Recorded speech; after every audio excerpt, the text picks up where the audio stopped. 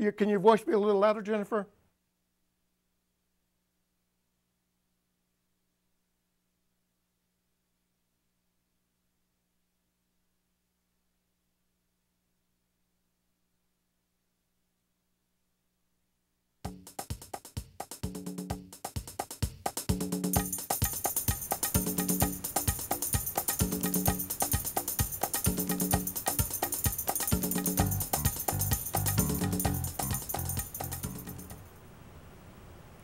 Aloha. Thank you for joining me. If you're flipping channels now, leave it on this station here that you've got, and here we go. You may want to sit down because I've got something very important to talk with you about. I'll tell you up front, the problem is homelessness. We can end it, but we're going to have to work quickly. There's only one person to blame right now for the 12th Senatorial District, which starts at South Street and runs down Kaka'ako, Ala Moana, Mo'iliili, Waikiki, and ends in Waikiki. In a few minutes, I'm going to show you some photos. And these photos are shocking. They look like people in a tsunami or a war zone, someplace like Bosnia and Herzegovina.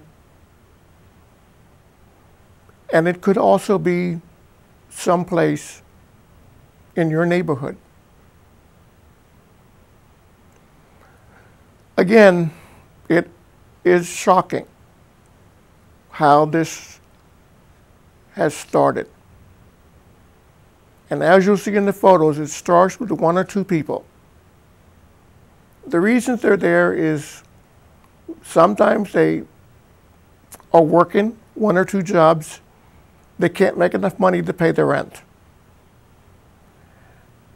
And they either get in debt with the owners of the property or they decide to move out on their own. Most likely the job goes because they can't get to the job because they don't have a place to rest undisturbed, to shower, and to get their things organized before they go to work. They don't have clean work clothes because they spent the night before in the clothes that they're in now. This problem again, I want to make sure that everyone understands. This problem was preventable. It evolved because no one, including the incumbent, thought it was important or needed attention. The shocking fact is, Waikiki, parts of the businesses in Waikiki can go bankrupt. I've seen it before. The night before, they have to go in and they have to clean and scrub down all of their property from urination and defecation. They can't miss one morning. They get up about 2 o'clock, 3 o'clock, 4 o'clock in the morning, and they scrub down. They power wash. I've seen it before. They get up early. The problem is that sometimes throughout the day, homeless people gather, they sit down, and the customers have to wind up doing what they threatened to do when they wrote the newspaper articles. They don't go in the store. Without customers, the store has to shut down, and it has. I've seen a 100-year-old jewelry business in Waikiki just go bankrupt because they can't pay the rent. They can't pay the bills. The light bill comes, they can't pay it. They got family that's helping them with the rent, but the other bills, they just get to the point where they can't pay them. I've seen it before, more than once. I'm going to start showing you some photos. And again, these are shocking photos. Let me begin, before I say anything else, I'll say this. These people are part of our community. Pretty soon we get to know their names. This one woman that's going to be the first and the last in my order of things here, her name is Meredith. She was homeless for about 10 years. Every day, 7 days a week, she would go to 4th Street Mall.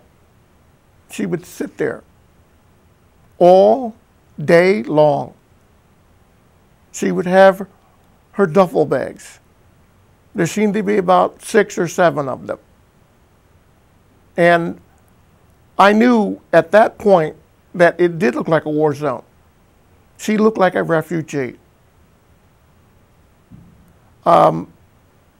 Again, the problem is these people become part of our families because we see them every day. And we wonder what can be done. Again, the problem was preventable. But over the past years, especially in Waikiki, it has gotten really, really alarming. Property owners are having a problem getting someone to buy their stocks, their dividends, their way of raising money. We're in problem. And it could only get worse. I suspect there's going to be bankruptcies. Let me start with Meredith in the photos. And I'll go one by one, and I'll mention something about it. Remember what I said before. It starts with 1 or 2. We can start now showing the photos. This one isn't the first one I was supposed to get, but that's okay. You'll eventually see Meredith. She'll be there 2 times. And that's okay. This is Meredith. She is the Korean woman sitting down with her duffel bags. And as I told you, it starts a little at a time, and then it winds up being a lot of people. I've seen 10 blocks, 10 city blocks of nothing but tents. We need to work on more affordable housing. Meredith, and this is, like I said, how much I already know about her. She used to shower at YWCA. Someone bought her a membership, and she would go in there to shower. She would have somebody watching her in duffel bags. When she went in and took a shower, she'd come back out. And she'd sit there all day long. You wonder what's going on in their minds, because sometimes they sit all day long in the same place, day after day after day after day. And you wonder what's going on in their minds. Remember now, this is Meredith, the Korean woman at 4th Street Mall with her duffel bags. We're going to get another photo coming up soon, right about now, I hope. We've got some problems, and they're only going to get worse. I'm going to continue with the photos shortly. This one here, it's a picture of a boy, and he has a sign, and it says all he wants to do is get a meal for his sister. Homeless, Before I forget a chance to tell you, I will tell you the reasons for homelessness. And they're not addictions first. I'll tell you the conditions of homelessness. One of them is money and lack thereof. The second reason is family disagreements. Families don't get along. The grandmother wants to raise her grandson one way. His mother wants to raise him another way, and there's friction. Small spaces, sometimes 10 families in a 2-bedroom apartment. 10 families. How many homeless people do you think there are? 14,000 in Hawaii. There's about 10,000 children in Hawaii that are homeless, that call the park their home. When the weather's bad, when it's rainy season, I worry because these people are in the weather. Sometimes they can't find shelter or they've been chased away from shelter. What do you do when you've got a homeless person and the only thing that they're doing wrong is being homeless? You arrest them, you put them in jail at about $500 a day. We spend about $5,000 to $6,000 on one sweep. Sweep is like in a broom on the sidewalk, and you're sweeping. That's what the city and everyone now and we call a sweep. It's basically to rid the neighborhood of homeless people. You get a big dump truck, you get a big earth mover or bulldozer, as we used to call it before, and you start picking up people's belongings.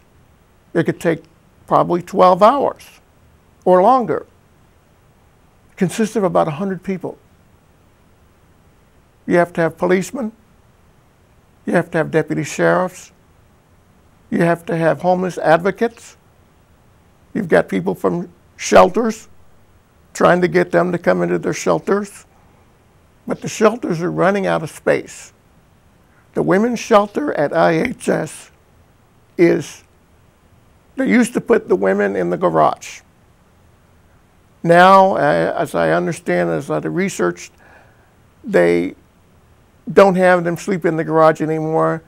They turn them away and they sleep on the streets. We're talking thousands of people. And the worst part, and you'll see in the pictures, is the children. They, through no fault of their own, are on the streets. The parents may be working 1 or 2 jobs and they just can't make that rent. Month after month, year after year, they can't make the rent. And that's what causes the problems, not being able to pay the rent. The rents in Hawaii are expensive. I understand that. We can do a lot of things. We can do, like we should have done years ago, more affordable housing. That's most likely a way to end it. More affordable housing. We're seeing now in the newspapers, they are starting to build smaller apartments and smaller houses to reduce the price. But remember, when they reduce the price, they reduce the space. And all of a sudden, we used to have more space to go in and clear your head and be by yourself. You've now got 3, 4, 5 people right there. Homeless used to be a place for children of refuge. They would go home when they needed to go home, when they wanted to go home, when they wanted to be by themselves in the neighborhood. That doesn't happen now. I've seen families destroyed by not having enough space to call their own. I'm going to get some more pictures pretty soon, and they're going to unfold the story. This particular one says, homelessness is not a crime. She's right. But the problem is, unless you make it a crime, there's not very much the police can do about it. What they'll do is,